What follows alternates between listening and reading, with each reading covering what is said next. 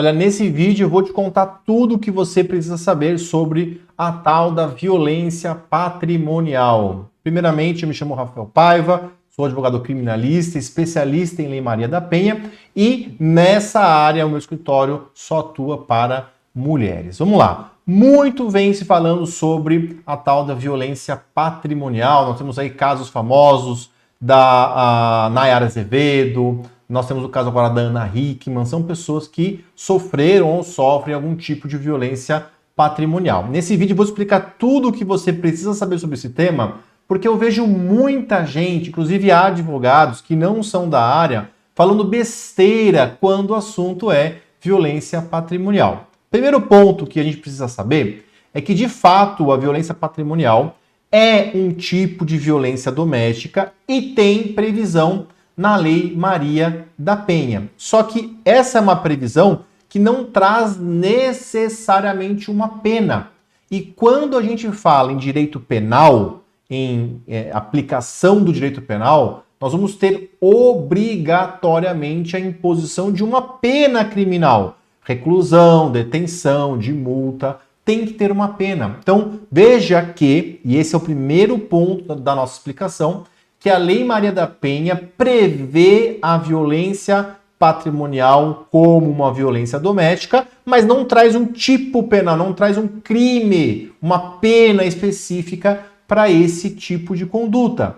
Isso é comum, porque a violência psicológica, por exemplo, ela já era prevista na Lei Maria da Penha como uma das formas de violência doméstica, mas não tinha crime para ela. Então o que nós, operadores do direito, tínhamos que fazer? A gente tinha que ir lá no Código Penal, sabendo que violência psicológica é uma violência doméstica, e tentar encontrar algum tipo de crime ali que fosse configurada a violência psicológica, uma ameaça muitas vezes, tá? Agora, desde 2021, o nosso legislador, nosso Congresso Nacional, previu um crime específico para a violência psicológica. Está prevista lá o crime de violência psicológica, com uma pena própria, inclusive.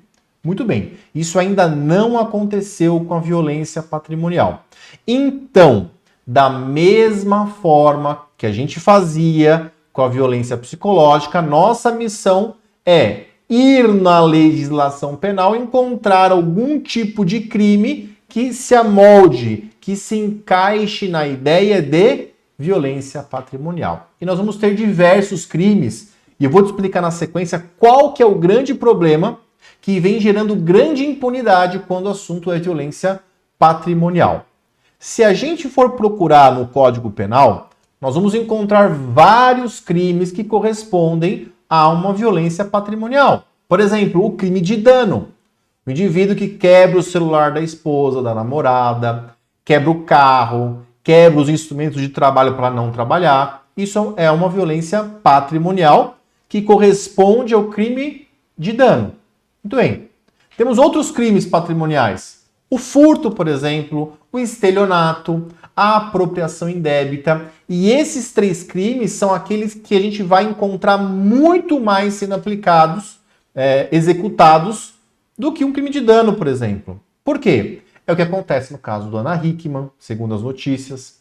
No caso da Nayara Azevedo, segundo as notícias.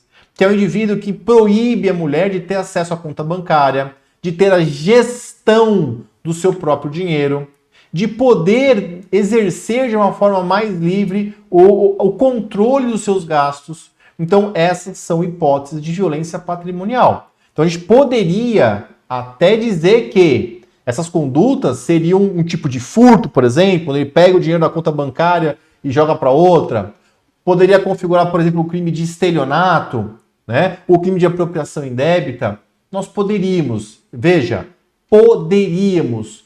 Eu entendo que nem seria uma tarefa muito simples a gente colocar uma conduta dessas, lembra do caso da Ana Hickman, da Nayara Azevedo, poderíamos até colocar o caso da Larissa Manoela, com relação aos pais, que também se aplica a Lei Maria da Penha.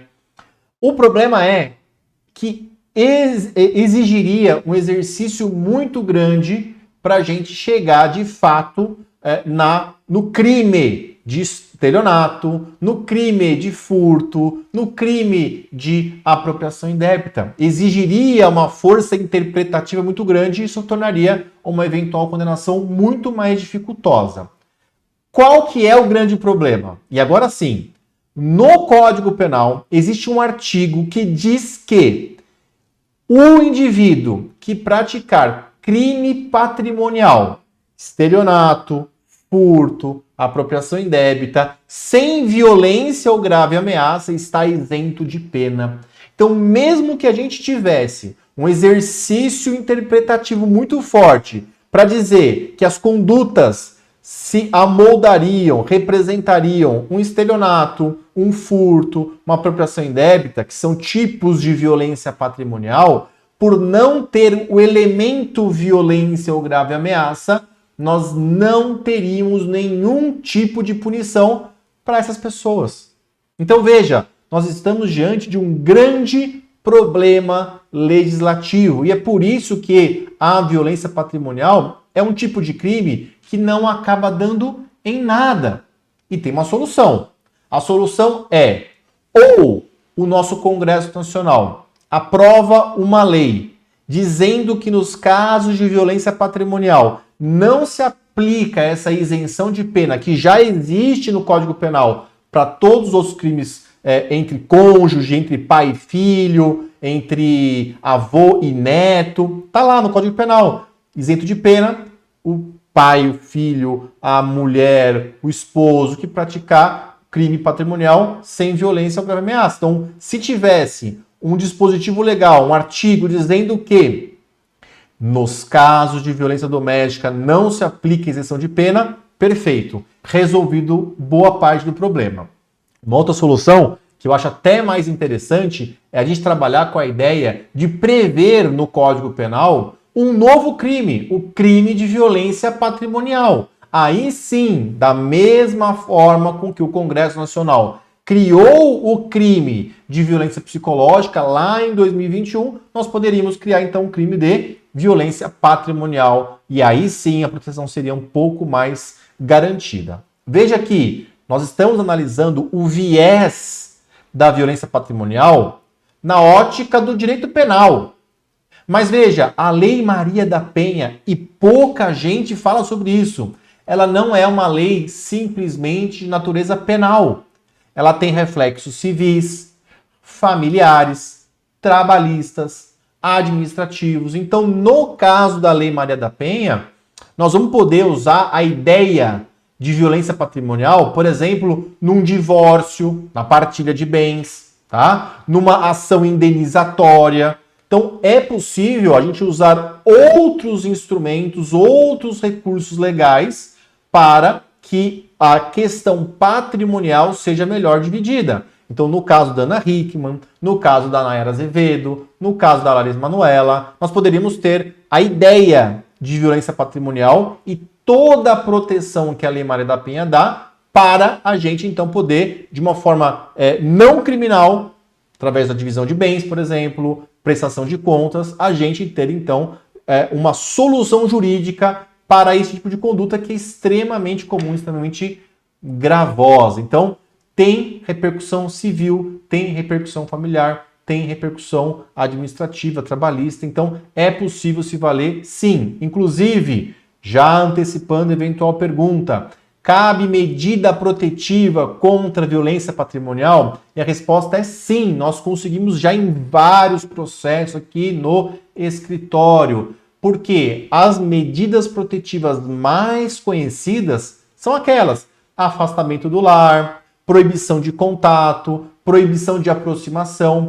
Mas existem medidas protetivas de cunho, de característica patrimonial. Por exemplo, a obrigatoriedade de pagar uma pensão alimentícia para aquela mulher, a necessidade de divisão de bens, a divisão patrimonial. Então, é possível sim aplicar uma medida protetiva para o caso de uma violência patrimonial. Deu para entender? Eu procurei aqui nesse vídeo um pouco mais extenso trazer tudo sobre violência patrimonial, porque é um tema que está muito na moda, que está agora sendo muito divulgado na mídia e, infelizmente, muita gente interpretando da forma incorreta porque não é especialista. Se você gostou desse vídeo, curte, comenta, compartilha e siga o canal, porque aqui tem muito conhecimento, muita informação para você. Um beijo, abraço, até mais. Tchau!